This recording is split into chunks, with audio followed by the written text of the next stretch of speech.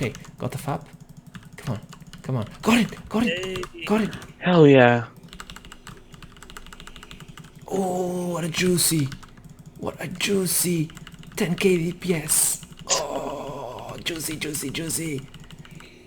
Some of you might be wondering what the heck just happened there. Some might think this is a clickbaited video, but stick around at least for a few seconds and you'll see why I think Flame Wrath is one of the most overpowered and underrated weapons for Paladins in Classic WoW. I'm going to quickly go over what it is and how it works, then show the guide on how to get it, minute on the screen, and also show a clip of me literally deleting a really good geared rogue in 2 seconds, minute on the screen again. Okay, so Flame Wrath is a two-handed weapon that drops in Blackrock Tedj from Flamelash, the Salamander boss after the Grim Guzzler.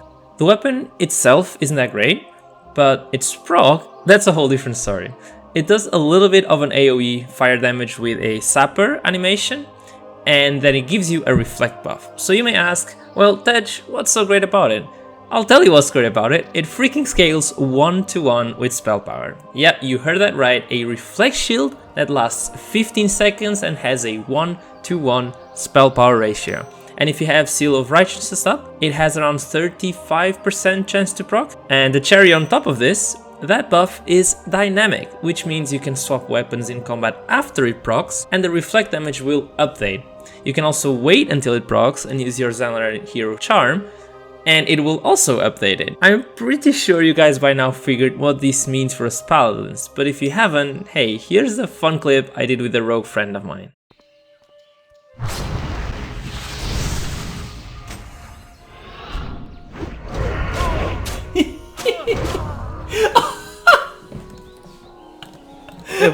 What the?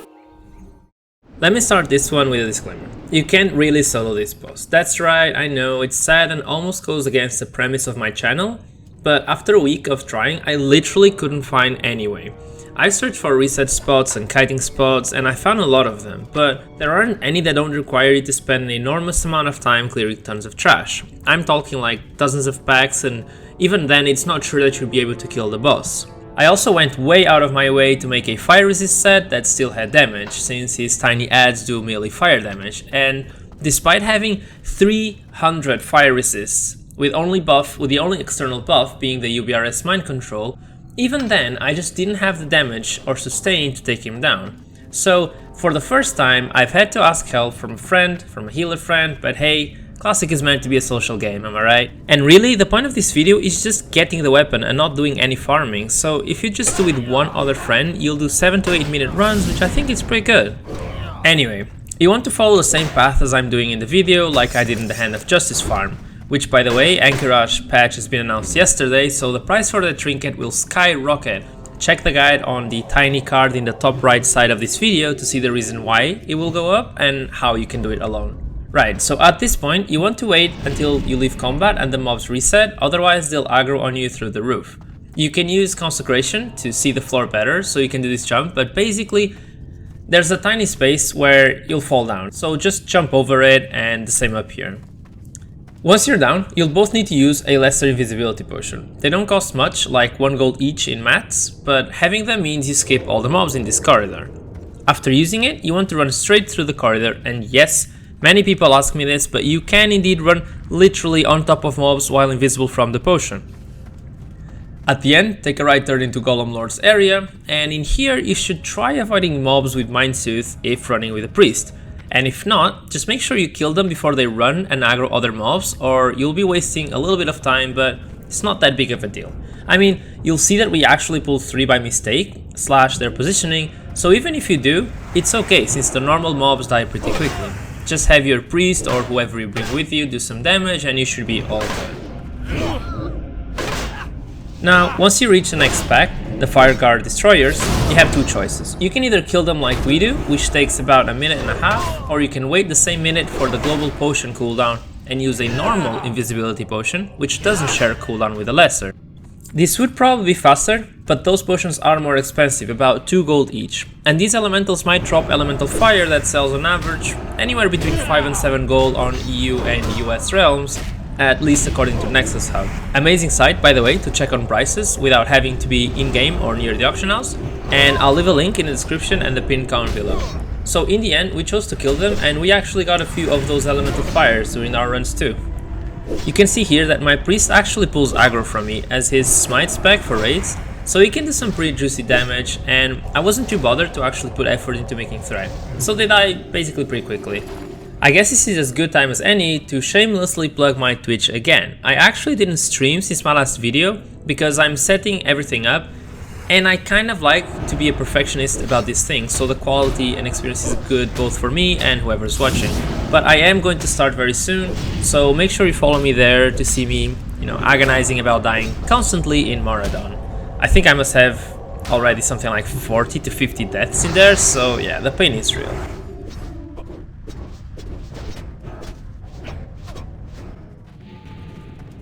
Anyway, back on track. After you kill the elementals, you'll arrive at the Grim Guzzler. In here, everything is neutral to you unless you attack anything, at which point every mob becomes hostile. Now, there are many ways to open the door out of it, but unless you've done the long succubus quest, the easiest is to just buy 6 dark iron ale mugs from Plugger Spazring, and then turning them in for the quest Private Rocknot gives you 3 times. At that point, he will get drunk and walk to the barrels in search of more tasty booze. Now, when he hits the last barrel, it'll shoot the cork into the door and open it, and you have a few seconds just after it opens until Phalanx goes to defend it and becomes hostile to you. Phalanx is the boss that's in the corner of the room, which you want to avoid. So when you see him, Private Rocknot, moving to the barrel like that, start running into the door, and basically you'll go through it even before it's visually open. Just like that. Okay, in here, if you're running with a priest, have them use Mind Soothe on the targets, and you can pass by if you're walking on top of the ledge, and repeat the same on the mobs next to the entrance to Flamelash, as they will pull even if you try to sneak through the left corner of the entrance. If you don't have a priest, I suggest using the normal invisibility potions if you didn't before, hopefully you didn't. But these packs usually have between 1 and 3 elites only, so you can also kill them quite quickly if you don't have any more pots or if you don't want to spend the gold. Okay, we're finally at the boss, which is quite easy to kill and can be taken down within about 2 minutes. I'm very quickly going to cover the only thing you need to worry about him and then speed up the video till we finish it. The only thing that you do need to worry is that he'll keep spawning these 7 low level adds that only have about 1k health, and they slowly walk towards Flamelash. And if they reach him, they'll empower his melee auto attacks. You've got 2 choices here. You either kill them, which is pretty easy, or you tank them while you and your friend kill the boss. But either way, this is as easy as everything else in this run. FYI, Flame Wrath, the weapon you want, has around 10% chance to drop, and this should be all you need to know to get it. If you do somehow manage to find a way to solo him as a paladin within a good decent time, please let me know. I've pulled half my hair out frustrating about it and I couldn't find any way, so I'm very interested to know if you've managed. As always, I'm loving editing these videos, so like if you liked, or dislike if you're not a worthy Paladin of the Light, and keep an eye for my future ideas with Flame Wrath, amongst other things. Thanks for watching, and I'll see you on the next one.